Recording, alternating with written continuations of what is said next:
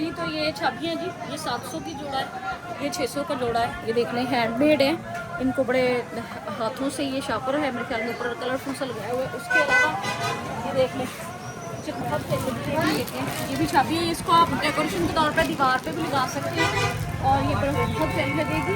उसके बाद एक चीज़ हमारे पुराने दौर में अम्मियाँ जब करती थी ना, जाइयाँ खेस, ये है जी थापा, इससे फिर पिटाई खेस दरियों की तो होती थी, हमारी भी साथ होती थी।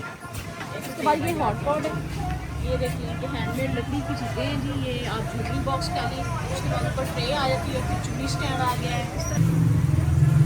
ये देखिए जी, ये बांधी हुई है उन्होंने, मैं आपको यहीं से दिखा सकती हूँ कि ये जी मदानी लस्सी रखने के लिए, चाटी वाली लस्सी।